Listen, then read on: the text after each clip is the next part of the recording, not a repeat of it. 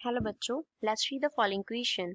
What is the magnitude of the electric fields at the point -1.00 I cap, -2.00 J cap and +4.00 K cap meter if the electric potential in the region is given by V is equals to 2.00 xyz square, where V is in volts and coordinates x, y and z are in meters. Question में हमें क्या करना है, एक point पे particular point जो given है उस पे इलेक्ट्रिक फील्ड का मैग्नीट्यूड फाइंड आउट करना है, हमें इलेक्ट्रिक पोटेंशियल का वैल्यू गिवन है.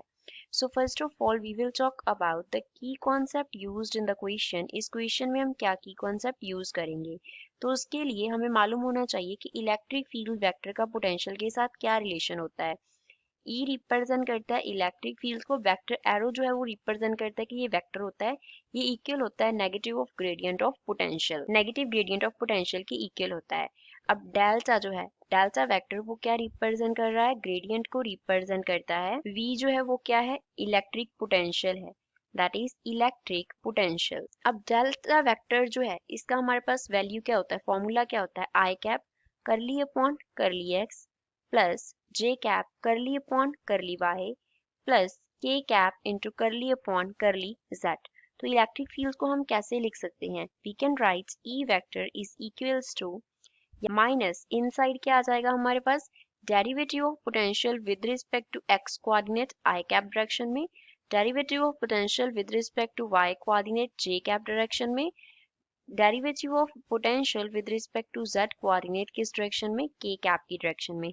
तो अब पहले हमें curly v upon curly x, curly v upon curly y and curly v upon curly z निकालना होगा. क्वेश्चन में हमें जो पोटेंशियल का वैल्यू दिया गया है दैट इज वो कितना दिया है, 2 into x into Y into Z square दिया है, तो ऊपर फिल कर दो. So electric field E vector जो है वो किसके इक्वल आ जाएगा, negative of curly upon curly x of 2xyz square किस डायरेक्शन में, i कैप की डायरेक्शन में, curly upon curly y of 2xyz square in j cap plus curly upon curly z 2xyz square in k cap direction. तो अब derivative कर देते हैं, तो इलेक्ट्रिक फील्ड ई वेक्टर किसके इक्वल आ गया, पहले तो x के विद रिस्पेक्ट टू डेरिवेटिव करेंगे टर्म का, तो हमें क्या मिलेगा, 2yz का square i cap plus second term से y के विद रिस्पेक्ट टू करेंगे तो 2x z का square j cap, third term का करेंगे विद रिस्पेक्ट टू z तो 2 जो पावर है वो आगे आ जाएगी, 4 हो गया 2 इंटू 2, x y और z का पावर एक क्या हो गया, रिड्यूस हो गया, तो यहाँ पे क्या आ गया, k कैप आ गया. अब हमें जो पॉइंट दिया है वो क्या है, the given position r vector is -1 i cap -2 j cap +4 k cap and इसके यूनिट्स क्या है, मीटर हैं. इसको हम कंपेयर करते हैं r वेक्टर की वेक्टर नोटेशन से. तो r वेक्टर जो है वो क्या होता है, x i cap plus y j cap plus z k cap होता है. ये हमें गिवन था, जो ऊपर था नीचे हमने जो फॉर्मूला होता है वो लिखा है. तो इन दोनों को अगर हम कंपेयर कर दें तो कंपेयर करने पे हम x y z के वैल्यूज निकाल सकते हैं.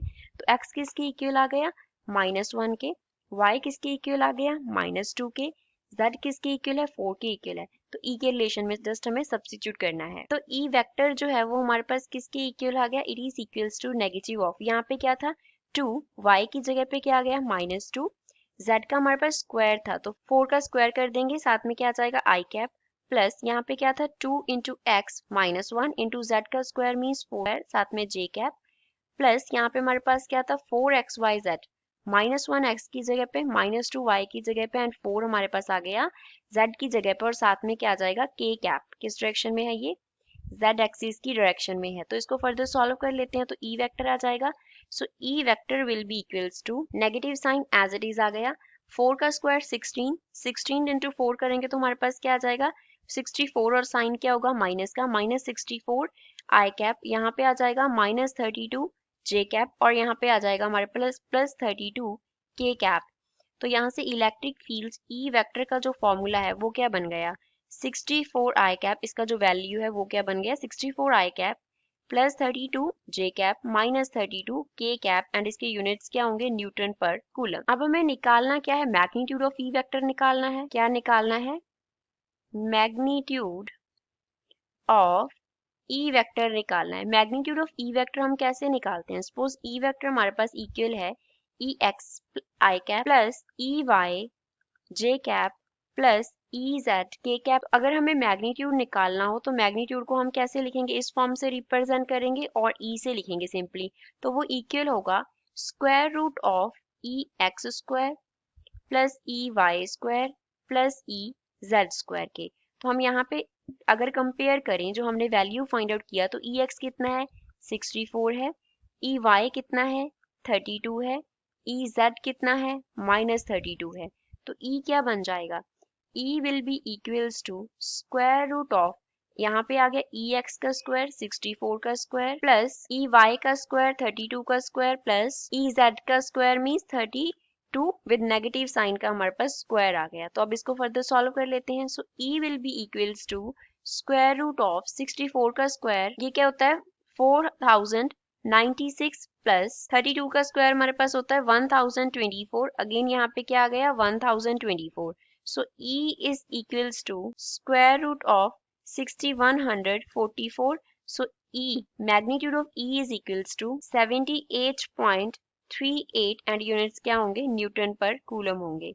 So this is final answer for the given question. I hope you understood well. Thanks.